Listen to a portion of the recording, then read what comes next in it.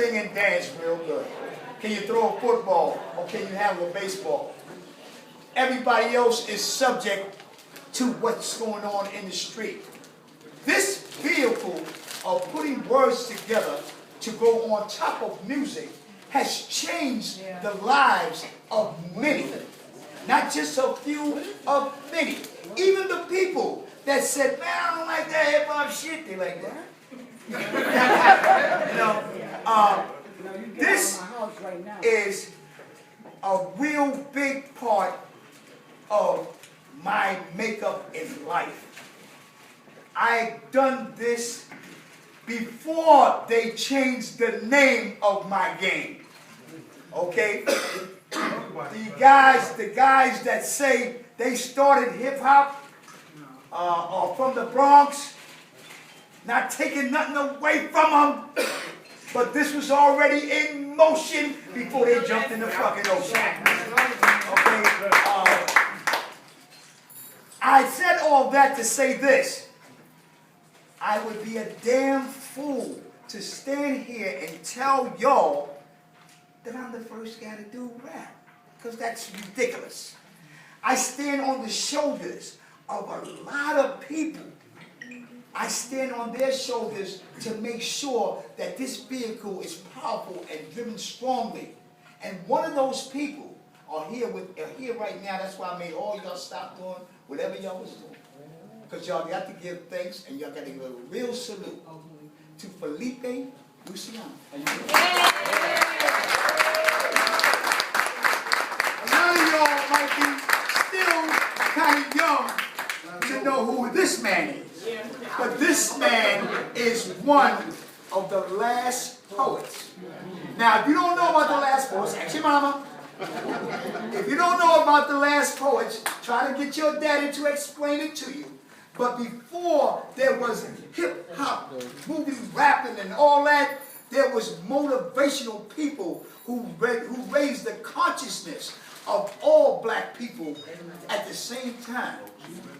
And this is one of the guys who brought that.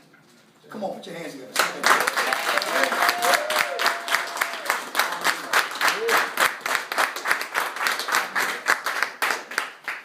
The truth is that African people basically learn through their eyes and through their ears.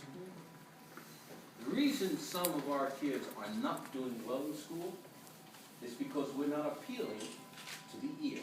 We're not appealing to the eye.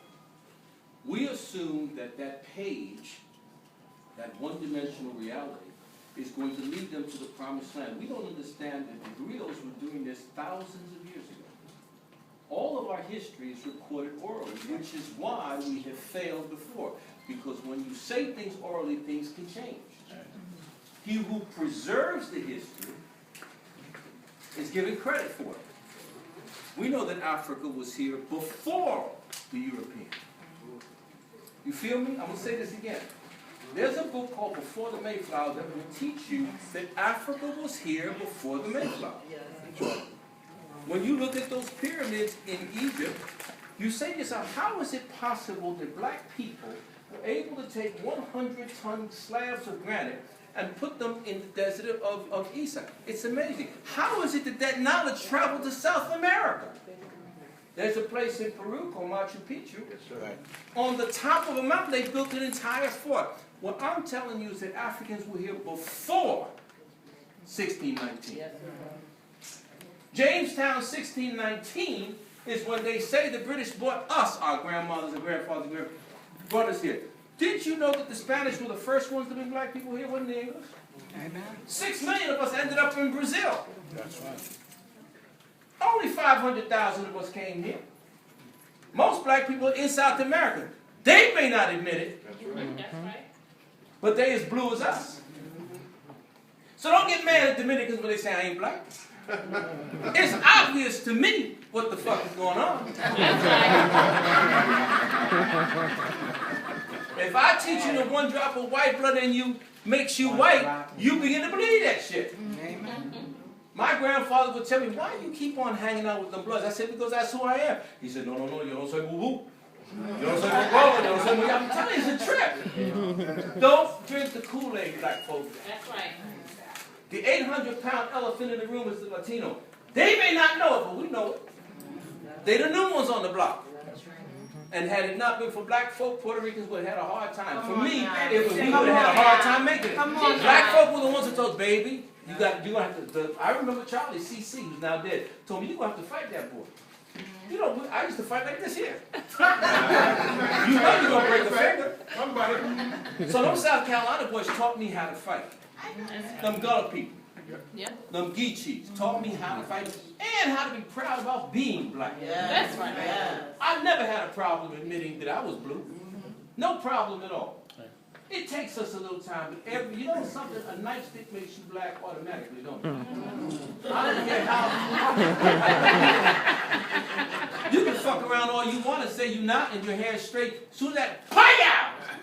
All of a sudden, Puerto Ricans get black. Dominicans get black. Right. Because oppression will make you understand that we're all in the same boat. Yeah. Yes. And it really doesn't matter where the ship left you off, y'all. It was the same slave ship. Listen to me carefully now. It was the same place we're from, Nigeria, Ghana. The Puerto Ricans are from the Congo. Let me make it clear to you. When you go into the African roots, they're from the Congo. When you look at the Dominicans, they're all from Guinea. When you look at the Brazilian, all the Cubans are from Nigeria. We are already, sometimes when I brought my old lady to Puerto Rico, and I thought I saw every one of y'all there. I thought I looked at the faces, I saw every one of y'all there. It is not, it happened to be that they happened to land us off in South Carolina, but they got a Carolina in Puerto Rico too. We got Sabana Grande, Puerto Rico, you got Savannah, Georgia. It's the same stuff. Don't believe the hype. Come on now. We're all in this together. So, since we come out of a verbal tradition, when I came out of jail, yes, I went to jail. Went to NBC, won 2 Emmys, but I'm basically a street guy. And sometimes some of the people forget it and they cross the line. You know where that has to go. Be that as it may, I come out of jail and I joined this group called The Last Pause. I was the only Puerto Rican in this black group. Now, people don't understand. I'm going to say this again. Black people, I give you honor. I bow before you. To your genius, to your inclusion, to you saving this little Puerto Rican child from madness. Because it was black hustlers who told me, little boy, you ain't going to do this. I don't want you around. You go to school. They were the ones who told me when I wanted to go around and deal with the numbers and deal with the heroin. They said, no. I'm doing this so you don't have to do this. They kept me alive. Okay. When I went to jail, there was black Muslims who said, no, come over here. And introduced me to Juma, introduced me to the Prophet Muhammad. I learned so much stuff from black people. I wish that you would understand how much I love you. How much we are appreciative of your efforts. Sometimes you don't see how pretty you are. That's right. Yeah. You go around and say, oh, them niggas ain't shit. Niggas. And I'm looking at you like, are you insane? Who else can develop an Aretha? Who else can develop a John Coltrane? Come on now. Who else can develop a Miles Davis? You got a sister right down here in the block, Dee Dee Bridgewater, who's playing Lady Day. Y'all got a culture that is unbelievable, and you don't appreciate it. Europeans do. Everybody else appreciates jazz but us. We sit here and talk all this nonsense. We don't understand how pretty we really are. Until somebody has to come up to you, you know, you're really beautiful. Right. And the darker, you know what we say, the darker the berry. Well.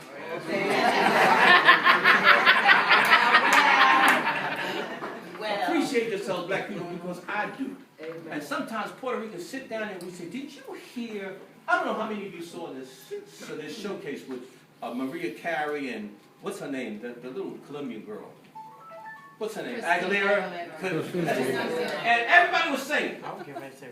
And DJ Hollywood, Aretha, you know, Aretha waddled on stage. And when she opened her mouth, it was over. I don't care what you say, it's over. Right. There's just some things you can talk about R. Kelly all you want. When he gets on the stage, It's over. So all we have to understand that we're not only black and pretty, we're talented. Yes. We're spiritual and pretty. Faith is the only thing that's kept us going. Yes. So here's what I say. We started with the Last Poets. We started with drums and music. And one day, NBC, I went from the Last Poets to NBC. And somehow God blessed me to do a reporter's job. And I was up there doing Rikers Island. One day they asked me to go to this club on Jerome Avenue. And the first thing I had to do is street guy. The first thing you asked is, do I have to wear a strap? Because in those days, Jerome Avenue was insane. And I walked in this club and I heard this young guy throwing out some rhythm. I said, this is insanity. I've never heard. And it was good. He was kicking it. You should have said, how many of you used to go to that club? What was it called, Papa? 371. That's the playhouse. It was off the hook. So my cameraman got a little scared. But I said, I'm safe here. We stayed there 2 hours, did a report, and people still remember to this day. I ended the report with a poem. I always say this, once you forget your history, you lose your mind. I say that every day. I always tell my children about their grandparents and the people who went before. That's why I'm here to praise him. Because he was the first one to push the lyrics out. He was the first one to say, we can do something positive, we can dance, and nobody has to get shot, nobody has to get hurt. In those days, break groups were going crazy. People getting shot. He said, in this coming, it's not happening. I don't feel that. You should have seen the kids. They would dance, it was cool, they would let their energy out, and they would go home safe. So to this day, I respect DJ Hollywood because he was the first black man, the first. I didn't say Curtis Blow, I didn't say, the first brother that I saw put this stuff out 30 years ago was a gentleman named DJ Hollywood. May God bless him from here until we all meet somewhere in the sky. Give him a great